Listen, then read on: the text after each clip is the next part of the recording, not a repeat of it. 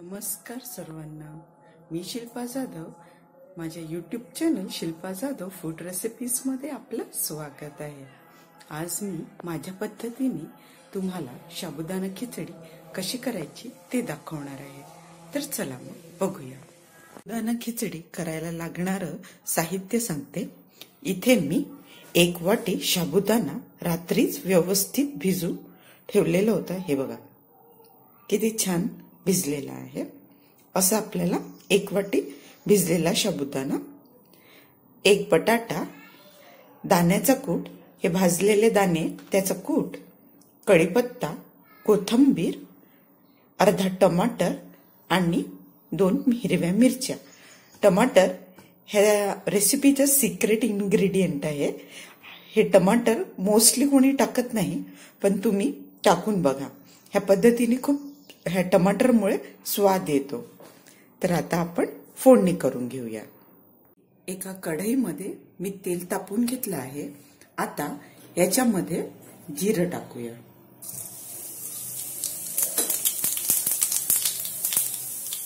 जिरं व्यवस्थित झालं की याच्यामध्ये आपल्या हिरव्या मिरच्या.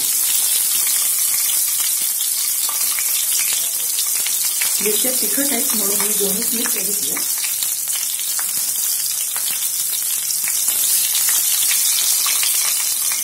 आता याच्यामध्ये आपण कढीपत्ता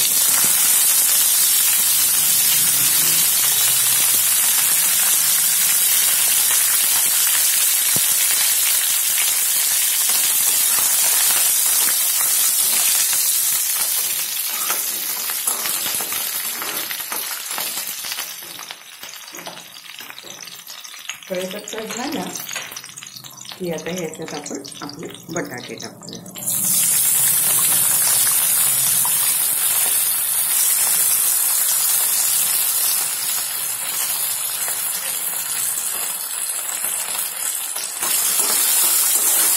बटाटे व्यवस्थित शिजवून घेऊया.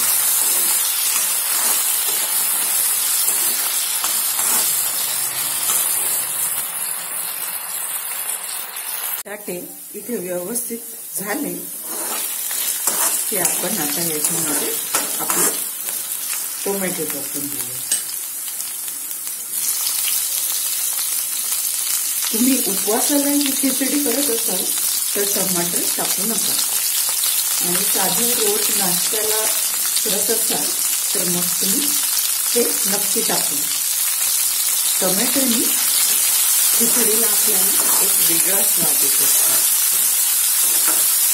म्हणून टमाटर तुम्ही टाकून बघा आणि ही खिचडी त्या पद्धतीने करून बघा. खूप भारी होते ही खिचडी. आता याच्यामध्ये आपण चवीनुसार मीठ टाकून घेऊया.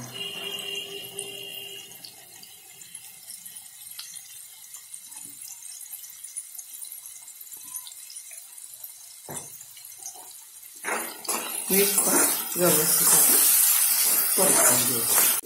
टोमॅटो व्यवस्थित झालेला आहे. आता आपण त्याच्यामध्ये थोडी फोडणीमध्ये कोथिंबीर टाकूया. कोथिंबीर खूप छान परतून घ्यायची. आता याच्यात आपण आपला भिजलेला साबुदाणा टाकूया.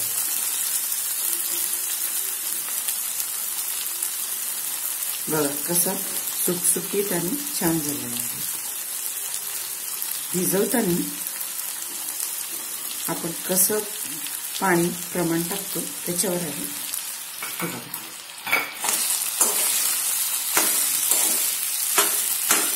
याला कमी फ्लेमवरच आधी मिक्स करून घ्यायचं.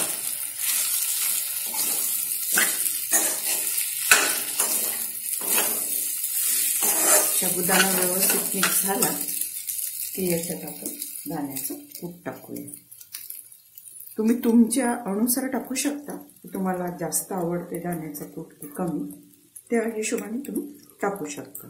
पण दाण्याचं कूट एकदम बारीक नाही करायचं, थोडंसं असं आदळ ठेवायचं, म्हणजे कसे शेंगदाणे दाताखाली आले की बरं वाटते. आता याला पण छान मिक्स करून घेऊया.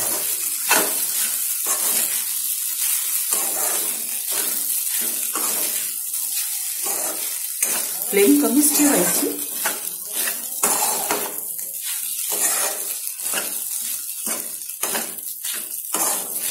फोडणीत तुम्ही लिंबू पण पिळू शकता, पण आता माझ्याकडे आहे नाही म्हणून मी लिंबू टाकत नाही. पण तुमच्याकडे असेल तर लिंबू नक्की टाका, त्याने पण खूप छान स्वाद येतो. ते आता व्यवस्थित मिक्स झालं. आता याला आपण थोडं वाफवून घेऊया. त्यात थोडं चवीनुसार आपण साखर टाकून घेऊया. जास्त नाही पण थोडीशी येते. साखरने चव खूप छान येते. याला मिक्स करून घेऊया. बघून घेऊया खिचडी आपली. बघा, वाफ झाल्यावरती किती छान दिसत आहे. त्या पद्धतीने करून बघा, खूप मऊ आणि छान होतंय. आता याच्यावरती आपण थोडं कोथिंबीर टाकून घेऊया.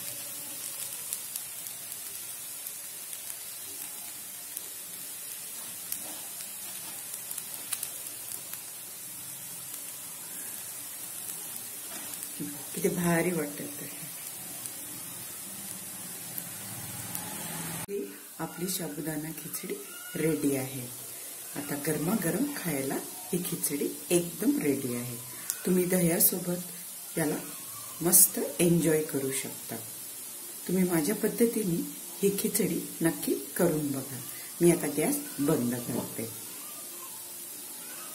आपली मस्त साबुदाणा खिचडी रेडी आहे. बघा, तुम्ही याला दह्यासोबत कशाही सोबत खाऊ शकता. माझी रेसिपी तुम्हाला कशी वाटली नक्की मला कमेंट करून सांगा. रेसिपी आवडल्यास लाईक, शेअर, कमेंट आणि सबस्क्राईब करा. आणखी तुम्हाला कोणती रेसिपी बघायला आवडेल मला नक्की कमेंट करून सांगा. स्वस्त रहा आणि मस्त खा. थँक्यू.